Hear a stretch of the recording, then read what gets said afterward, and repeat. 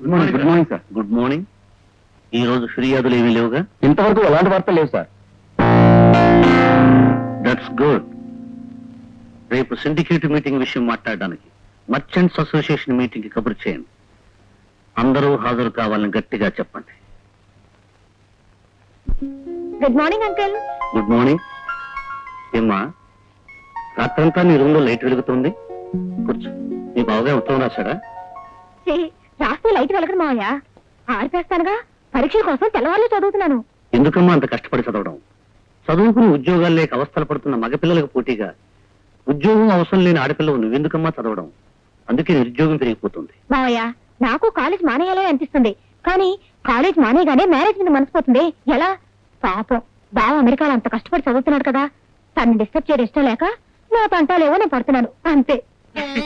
కబుర్లు తాలించి త్వరగా టిఫిన్ చేసి కాలేజీ బయలుదేరమ్మా. టైం అయింది. లక్ష్మి, నువ్వు కూడా కూర్చో. లేదండి, ఇవాళ మహాశివరాత్రి, ఉపవాసం. అబ్బా, ఈ దేవుని నీకెక్కడ దాపించారు లక్ష్మి? వారానికి 4 రోజులు ఉపవాసంతో సరిపోతుంది. అలా అనకండి. మీకు దేవుడి మీద నమ్మకం లేకపోవచ్చు, కానీ నా నమ్మకాలు నాకు ఉండనివ్వండి. అయ్యా, ఏమిటి రంగా? మన ఫ్యాక్టరీలో పనిచేసే ముత్యాలరావు గారు భార్యతో కలిసి వచ్చారు. మిమ్మల్ని ఒకసారి చూడాలట. సరే, వస్తానని చెప్పు. అలాగే. నేను అన్ని ఆయనకి చెప్తాను, నువ్వు మాట్లాడుకుని ఊరుకో. ఏంటి? నమస్కారం సార్. నమస్కారం బాబు. నమస్కారం. ఏమిటి విశేషం ముత్యాలరావు?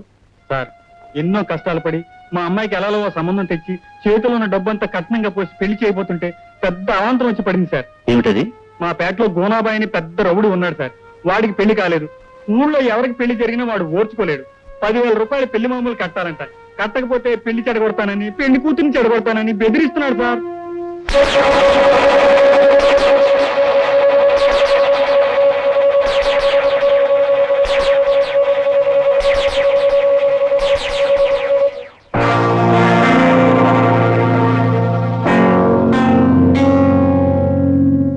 పోలీసులకు రిపోర్ట్ చేయొచ్చుగా? చేశాను సార్.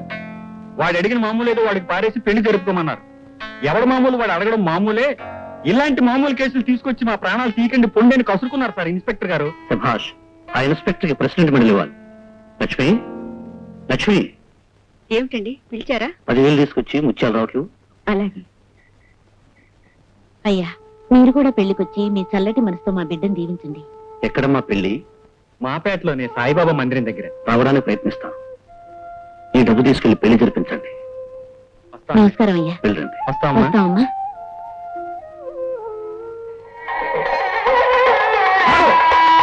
పెళ్లి కూతురు కన్నా ముందు పెళ్లి కాని ఈ నిత్య పెళ్లి కొడుకు చేతికి 10,000 రూపాయలు కట్నం రావాలి. లేకపోతే పెళ్లి జరగదు. ఇదిగో గోనాబాయ్, డబ్బు సిద్ధం చేశాను. నీకోసమే పెళ్లి ఆపేసి ఎదురు చూస్తున్నాను. డబ్బు తీసుకో.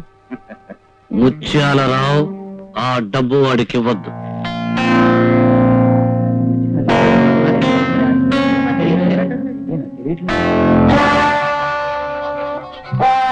ఎవడవే నువ్వు? నీలాంటి వాళ్ళ పాలిట ఏమున్నిరా? ఎముడివా? ఇక్కడ నీకేం పని? నిన్ను నరకలోకానికి పంపించమంటావా? నేను హత్య చేయలేదు. ఇవన్నీ తప్పుడు సాక్ష్యాలు. నేను నిరపరాధిని. ముద్దాయికి ఉరిశిక్ష విధించడమైనది. స్వర్గానికి పోతాడా నరకానికి పోతాడరా? ఉరిశిక్ష పడ్డాడు నరకానికే పోతాడరా. అంతే కదా? నరకలోకం పేరు చెప్పగానే నోరు పడిపోయింది ఏమి యమధర్మరాజా?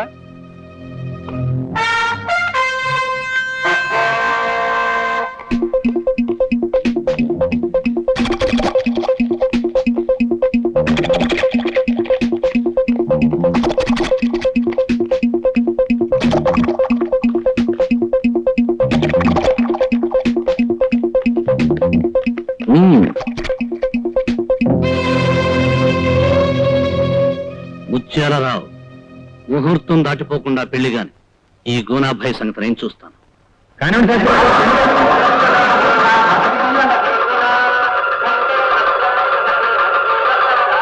నువ్వు అక్కడివే ఏం చేయగలవు?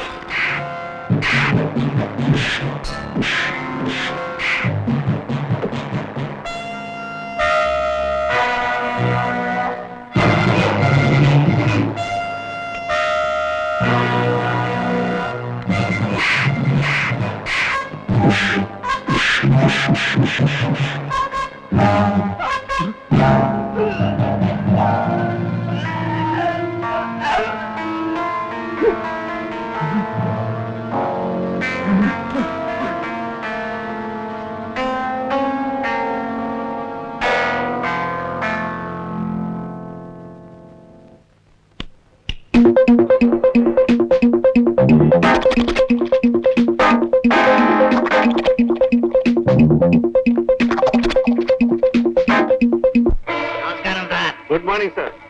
ఏం గుడ్ మార్నింగ్ అండి. కొత్త గవర్నమెంట్ వచ్చి మన కొంప ముంచింది. ఒక్క ఆఫీసులో లంచం పుచ్చుకోపోతే మనం పనుల్లో జరిపోవాలండి. సరే, రోజు వచ్చి మద్దతుతో మొరబెట్టుకున్నట నా మందుల వ్యాపారానికి ఎసొచ్చేట్టుంది. ఏమండి, మనుషులే కల్తీ పుట్టుకులు పడుతున్న ఈ రోజుల్లో మందులో ఆ మాత్రం కల్తీ ఉండదటండి. ప్రపంచం అంతా ఒకటే కుటుంబం అంటారు. ఇక్కడి నుంచి అమ్మాయిలు దుబాయ్ పంపించకూడదు, అక్కడి నుంచి ఇండియాకి బ్లూ ఫిల్మ్లు తెచ్చుకోకూడదు. ఇదేం కుటుంబం అండి? అదిగో చైర్మన్ గారు వచ్చారు. Good morning. Good morning. Good morning. Meeting start చేద్దామా? అలాగే. మై డియర్ ఫ్రెండ్స్, ఈ రోజు మనం ముఖ్యంగా మాట్లాడవలసింది సిమెంటులో కల్తీ వ్యవహారం. ఎక్కడ చూసినా కొంపలు కూలిపోవడాలు, ప్రభుత్వ నిర్మాణాలు పడిపోవడాలు వింటున్నాం. సిమెంటు ధర చూస్తే ఆకాశానికి అంటుకుంటుంది. దీన్ని అదుపులో పెట్టవలసిన బాధ్యత మన అసోసియేషన్ మీద ఉంది. దీనికి మీరేమంటారు వెంకటేశ్వర్లు గారు? అది చూడండి, వెంకటేశ్వర గారికి నోరు లేదు. ఆయన తరఫున నేను చెప్తాను వినండి. పుట్టిన వాళ్ళంతా నూరేళ్లు బతకరు. కట్టిన ఇళ్ళని కలకాలం ఉండవు. ఎవరికెంత ప్రాప్తం అంతే. దానికి సిమెంట్ ఫ్యాక్టరీలు ఏం చేస్తాయండి? వ్యాపారం దగ్గరకు వచ్చేసరికి వేదాంతాలు మాట్లాడుతున్నారా రామచంద్రరాజు గారు? మీకెంత ప్రాప్తమో అంతే చాలనుకుని వచ్చిన లాభాలతో సరిపెట్టుకుంటే ఈ ప్రమాదాలను అరికట్టచ్చు కదండి. లాభాలను అరికెడితే ఇంకా వ్యాపారం ఎందుకండి? మీకంటే ఒక్క భార్య, అందొచ్చిన కొడుకు ఒక్కడే కాబట్టి సరిపోతుంది. మరి వెంకటేశ్వర గారికి 3 కుటుంబాలు, 13 మంది పిల్లలు. సంపాదించుకోకపోతే ఎలాగండి? చూడండి, మనం అసోసియేషన్ పెట్టింది కేవలం మన లాభాలను గురించి చర్చించడానికి కాదు, ప్రజలను సంతృప్తిపరిచి ఆ ప్రజలకు మనం ఎంత దగ్గర కాగలుగుతామో పరిశీలించడం కూడా మన కార్యక్రమాల్లో ఒకటి. కాబట్టి మై డియర్ ఫ్రెండ్స్, మన అసోసియేషన్ లో ఒక కమిటీని వేస్తున్నాం. ఆ కమిటీ ఏ సిమెంట్ ఫ్యాక్టరీలోనైనా ఏ సమయంలోనైనా వెళ్లి సర్ప్రైజ్ చెకింగ్ చేస్తుంది. కల్తీ కార్యకలాపాలు కమిటీ కంటబడితే ఆ ఫ్యాక్టరీ ఓనర్కి జుల్మానా ఉంటుంది, పోలీస్ కంప్లైంట్ కూడా చేయబడుతుంది. దీనికి మీరంతా ఏమంటారు?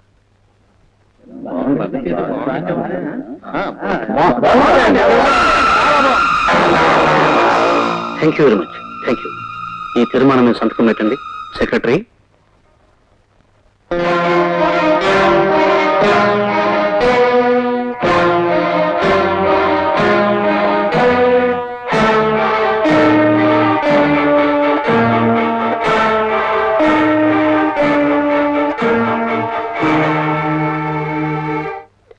అయ్యారు నా చిన్న బుర్రకి పెద్ద ఐడియా వచ్చిందండి. ఏమిటది? సిమెంట్ లో కల్తీ లేకుండా కమిటీ వేస్తున్నారు కదండి, అందుకని మన సిమెంట్ ఫ్యాక్టరీ మూసేసి బూడిద ఫ్యాక్టరీ పెట్టేద్దామండి. లేకపోతే మన దగ్గర ఉన్న బూడిదంతా మిగిలిపోతుంది కదండి. మరి ముందు నోరు